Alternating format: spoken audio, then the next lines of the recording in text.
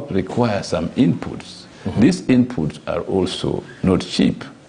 So you must also make sure there's a channel that provides inputs appropriately to the farmers at the appropriate time, with good input from government in terms of technical knowledge or how to use these inputs, so-called extension workers. It's a collaboration between the public sector, i.e. government, and the private sector, i.e. farmers, to improve their livelihood. The populist idea that you just take money and put in the hands of farmers doesn't work. Nonetheless, there's another section of people who are equally poor. The people in the rural population who are old, who are single mothers, who are not necessarily engaged in production, but must survive. These people is part of the Kenyan population who, if you have a growing economy, will find access to means of livelihood because they cannot work for themselves. Or by the nature of their family life, they have been disabled to support their offsprings. You see what I mean? Yes. So look, it's a very carefully crafted, development project that you must think carefully about. What I said as a Minister of Planning and National Development when we came into government, with the support of the President, who was himself an economist then, was that, look, we are coming through a very dangerous period. We are coming through a period where this country has been systematically impoverished by the Moi regime. A situation where people have lost the spirit of entrepreneurship because they neither have access to capital, the interest rates were very high in the banks, all sectors of the economy, the middle class, the lower class, and the upper classes, and a few people in the bureaucratic bourgeoisie in this country, people in government, very rich and so on, has not made it easy for those who are enterprising to have access to capital to develop. We know that people are capable of making wealth, but they need access to capital to create this wealth. Our duty as a government is to open doors to these people, to create wealth, so that they can employ more people, so that the economy can grow. But don't you think that is very intentional? It is like sort of really a barrier to entry, since you want to actually have that particular sphere with limited people, so that, yes, you can amass all that wealth. No. That's exactly what we're fighting. Okay. As the NAC government. That's what I'm trying to explain to you. Yes. Because that was a model of development under Moi. We're trying to open it. Open the frontier of development to all sectors of society by a policy of government that will put some money in the hands of entrepreneurs, both in agriculture, industry, and manufacturing, and make sure that those who make wealth pay taxes so that the government can have money to invest more in public sector and the private sector for the nation to grow. Thank you. Allow me to just and that means that we have to fight corruption. We have to break down the structure of government that sustains this corruption. That's why we sent to leave immediately all procurement officers in government, because they were the nexus between the corrupt and government resources, so that we could hire new people to manage government properly. We took a very drastic step that shook the state. And therefore we started getting people who are oriented towards our philosophy of development. That is what Azimio la Umoja government will do. Thank you. But one of the choking points that you had as well, as much as you had good intentions of trying to expand the tax base and also taxing the wealthy, we can see one of the tripping wires was the National Assembly, because you have all these good policies and good advice that is coming from Treasury, but when it comes to Parliament, they will not really pass some of these legislations of taxing the wealthy. I think there was no any political will from them. Is that true? Under NAC government, there was very good collaboration with Parliament, because I know the economic recovery strategy for wealth and employment creation, once it was launched by the President on the 1st of June, I think 1st or 3rd of June, 2003, as our 5-year development plan was immediately passed by Parliament. And I was there. Yeah. And he was there.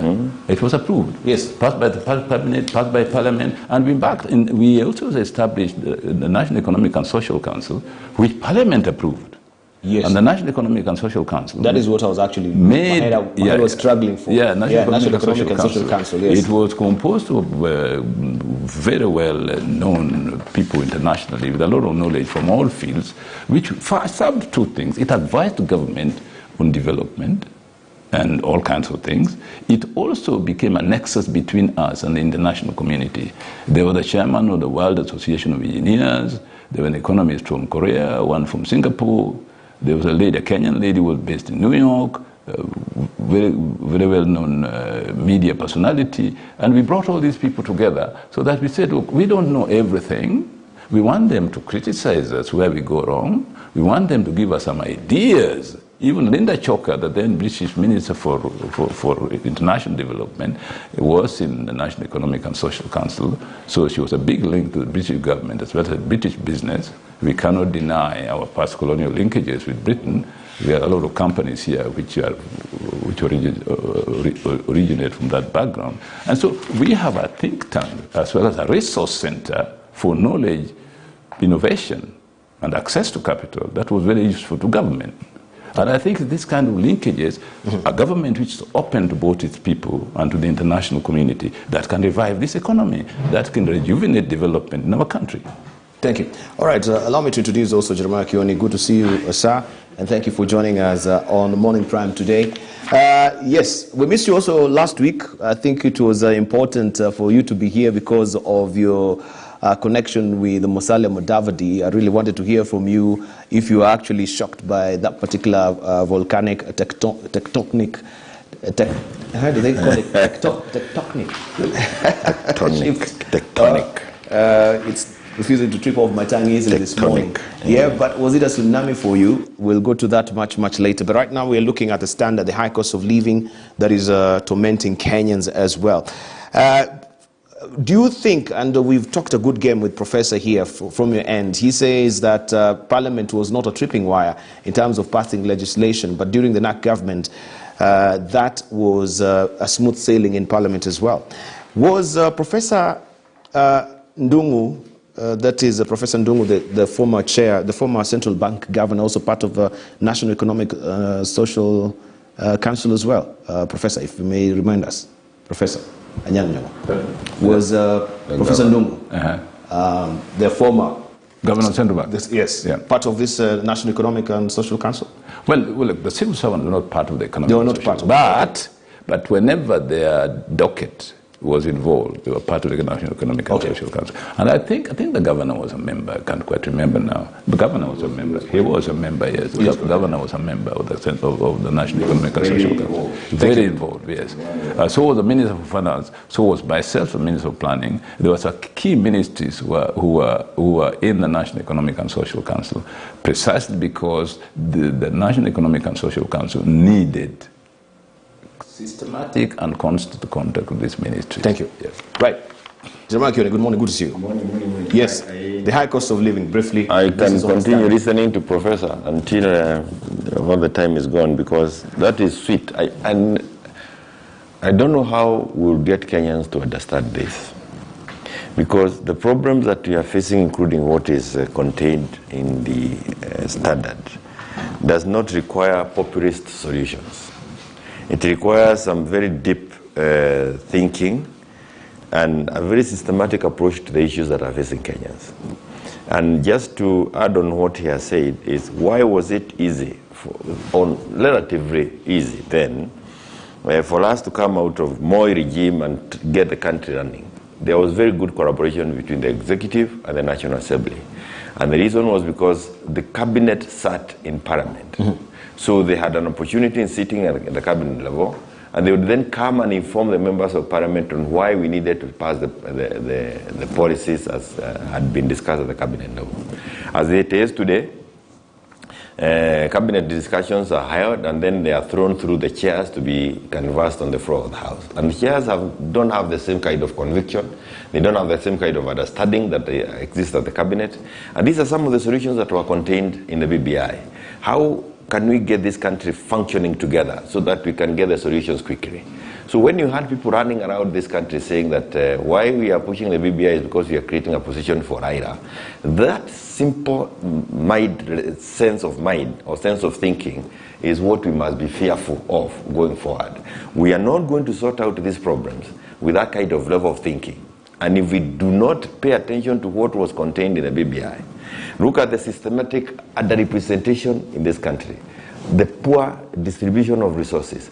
How can we help Kenyans deal with the cost of living, perhaps even issues of bursaries and paying of fees? All these things were contained in the BBI.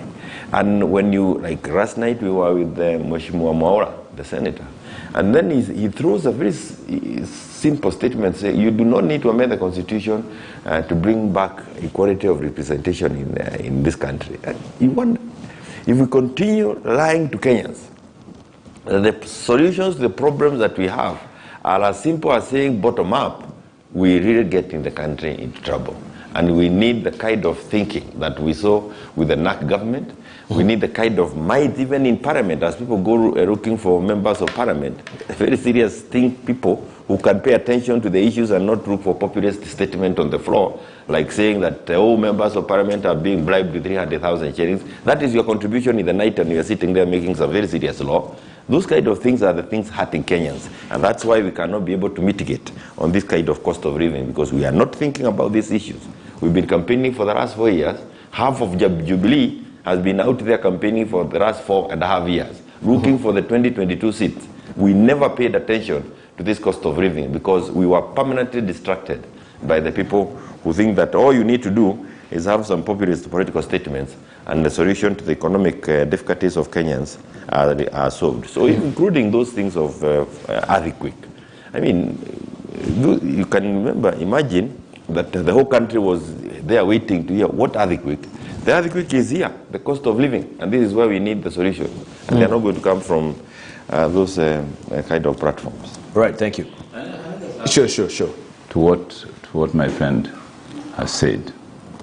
You know, one of the biggest criticism that our friends on the other side made against the BBI is that the BBI was an initiative to share power. Okay? That it was there just to create positions for the boys. Okay? What is interesting is that this One Kenya Alliance, the first thing it does to tell Kenyans is how they have shared power, without telling us what is the policy. Yeah? What is the policy and the ideology of One Kenya Alliance? The first thing they did, that we did when we came together, so-and-so is going to be prime minister, chief minister, so-and-so is going to be, so-and-so is going to be given so many ministers and so on. That is the first thing in the agenda, the thing they accused BBI of. You see? Tusidanganyane.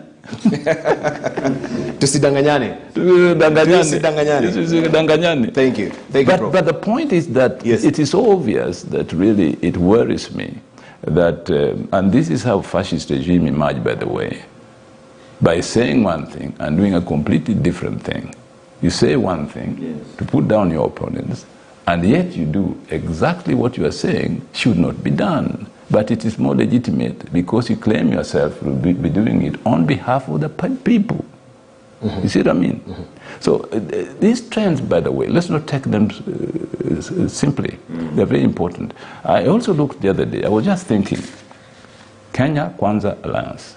Nobody refuses that Kenya is one country, one nation. That's not an issue. That's not an ideological issue. Everybody says Kenya is one. Except in the past, we had the shifters, which were defeated by the Kenyan government. Then it was Pwani C Kenya, which has fizzled away. Otherwise, the issue that Kenya is one is not an issue, neither political nor ideological. What is at issue in Kenya today is Kenya, being one nation, dealing with the issue of ethnic chauvinism, dealing with issues of Madoa. Those are the issues that are ideological, require political policies, economic development policies that can make Kenya one in terms of economic development, in terms of nationalism. But Kenya Kwanza is not a controversial issue. So that's why we say when they make things simple, the masses don't pause and say, what does that mean? But we people who have been in the second liberation, we must question what is behind Kenya Kwanza. Is it an ideology, a policy? So it's a misnomer, as it is. A misnomer, and something said so simply that you don't stop to think where these people are taking you. Good, thank you. I don't know if you want to chime in, but we continue also with the paper review. That is the Standard today, if you've not seen it. Let me just whip it up for you as well. The high cost of living is what we're talking about with Professor Anyang' Nyong'o and Jeremiah Kioni. High cost of living torments Kenyans. Is a splash today on the front page of the Standard. Also, you need to read about getting ready for political volcano, which Karua is warning and warned during the Oka campaign. Alliance will name its presidential candidate in 6 weeks, a move NAC K Bo says will shape the direction the country will take ahead of August polls. This story continues on page 8 of the Standard. A quick look at the Daily Nation, and this is what you're waking up to on the front page of the Daily Nation today. The big headache is a splash today on the front page of the Daily Nation. The big headache, litmus test, political parties law introduced the concept of coalition parties, joint nominations. That is what we have there. Internal competition as the nomination deadline draws closer.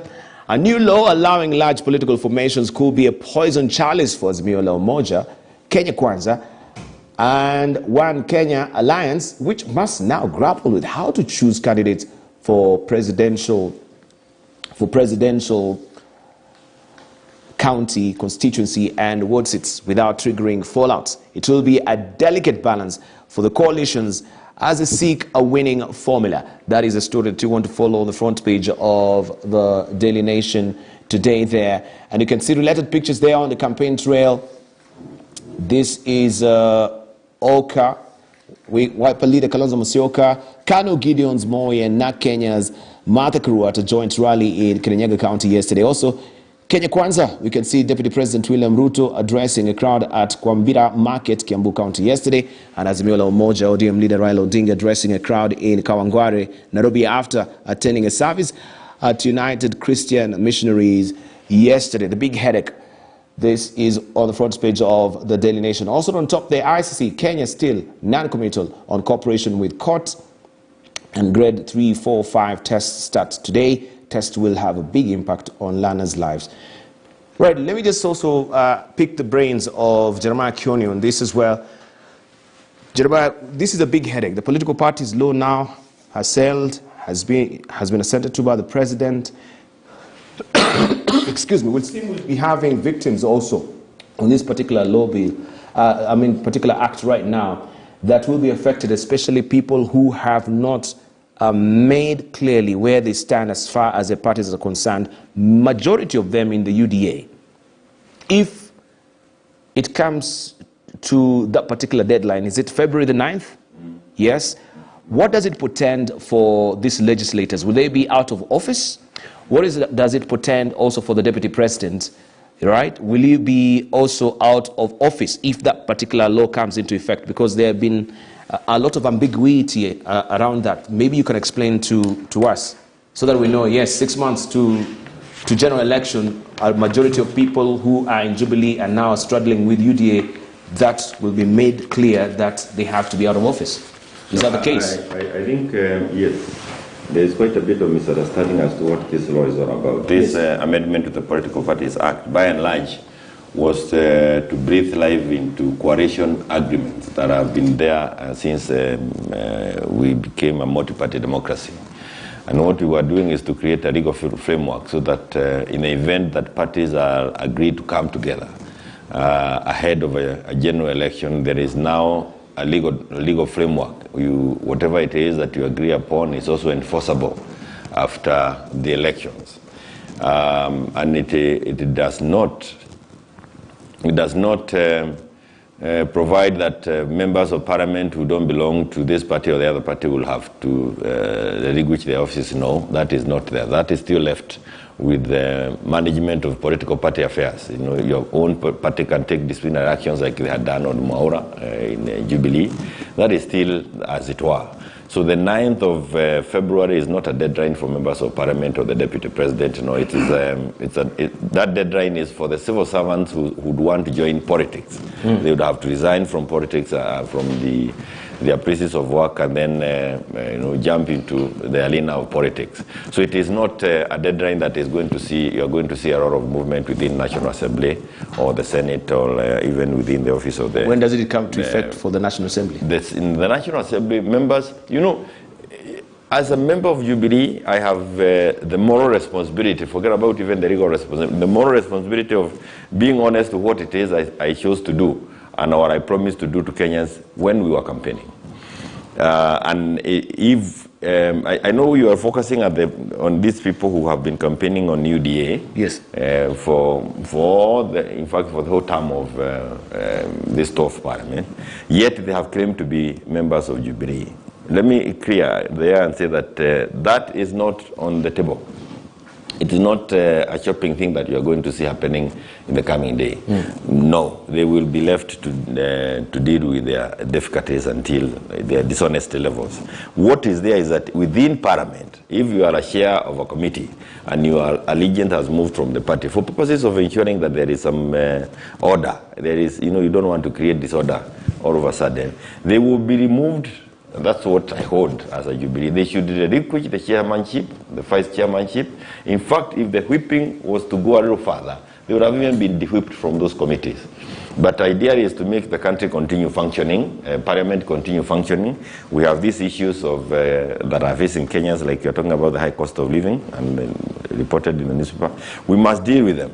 But if we were to come and de-whip all of them, which is what the law provides, even without the amendments that we have today, then you can actually see the instability that comes with it in Parliament. And that's the desire of UDA, is to destabilize the country so that all we are thinking is elections 2022 and nothing else in between.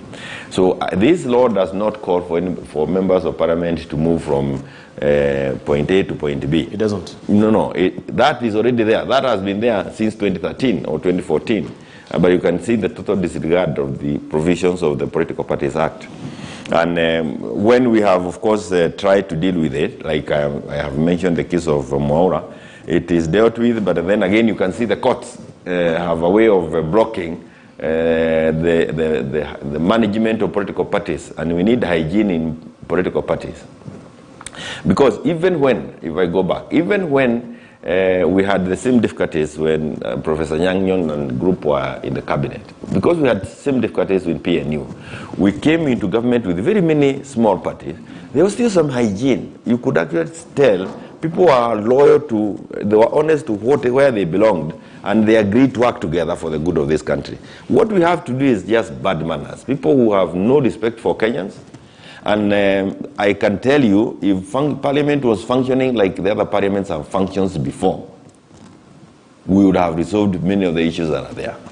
But as it is now, in fact, was it not for the things being done at the cabinet level by the CSs, Parliament has been, it has not been a solution to any of our problems that we have had. It was just made a hopeless political arena where you compete on nothing useful. And I say that with a lot of respect. I'm a member of that, and we have tried the best that we can at our level. But we really need to think again as how are we constituting this Parliament? Who are we allowing to be members of Parliament? How can we improve the quality of debates within Parliament, because that is where law and policy will be passed. And that, I believe, it's by having a linkage between the executive and Parliament, and again through what was provided for in the BBI, where cabinet ministers are on the floor of the House to inform the National Assembly and even the Senate of what is the intention, the good intention of government, so that we are able to move together as a unit. That is something that is very, very crucial to sort out the difficulties that I've seen with Parliament. If we again end up the same way we are, you see another repeat after 2022. But, and it doesn't matter, whatever kind of law we want to pass. For as long as the quality of the leadership is not being improved. And you improve this by many things, including sitting next on being together. I benefited a lot as a member of Parliament for having been in Parliament where Professor Nyang and others were cabinet ministers. You may want to criticize, but there's a lot you are learning on a daily basis. Thank you. So there was that transfer. As it is today, thank you. We have this, that is a horrible inadequacy. Thank you, Prof. Allow me to just also introduce Professor John Lonyangapuo, who is the governor of West Pokot, is on the other studio at the summit. Prof, good morning. Thank you for joining us. Thank you. Professor Lonyangapuo, good morning. Can you hear me? Morning, I can hear you. Fantastic. Thank you for joining us. Morning, my king. Did you call him your king? Yes. This is an inside joke. Okay. Oh, okay. Right, Prof, we've been discussing and we're looking at the dailies right now. We just began with the bold paper, the Standard, the high cost of living that has been tormenting Kenyans. They were chiming in, and right now also we're looking at the Daily Nation. We have also the People Daily. I want you also just to chime in. But how have you been? First of all, how is West Pokot? Yes, thank you very much. West Pokot is very well. The northern Kenya is not very bad. West Pokot is called the county of hidden treasure. And Anyang Nyong'o is my friend. We used to be together in Senate. Yeah. They used to call me the king, and he was called the prince. Okay. So what's behind the king and what's behind the prince? Why the monikers? Yeah, no, we just like doing calling ourselves those names because at that time Senate was very vibrant. Can you remember? And we were daily making sure that business was transacted in the floor of the house, and we found ourselves dominating the politics of the land. Yeah, thank you. All right, so we have the People Daily, which is will be up momentarily for you to see. Ruto Mudavadi, fresh headache, is a splash on the front page of the People Daily this morning. And we can see also on top there why Rift Valley bigwigs are moving to Azimio. Their faces are also displayed there. We have leaders go against grain to stand with Raila.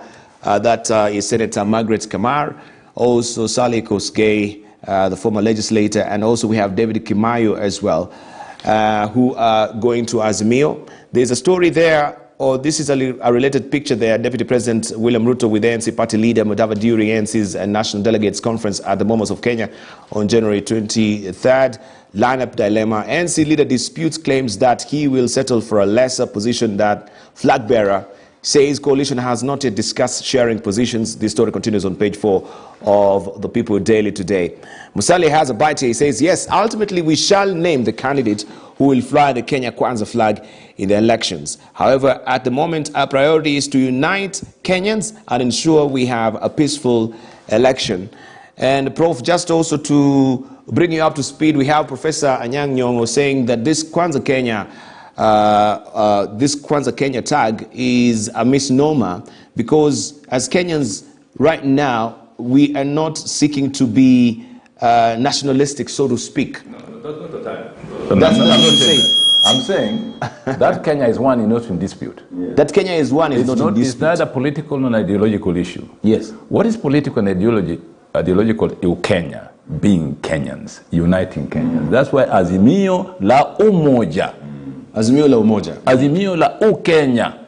And the BBI. And the BBI. Now these guys, you see, it's very interesting because one of the things that I'm concerned about is the fact that the Oka people are not telling us what their stand is in Kenya.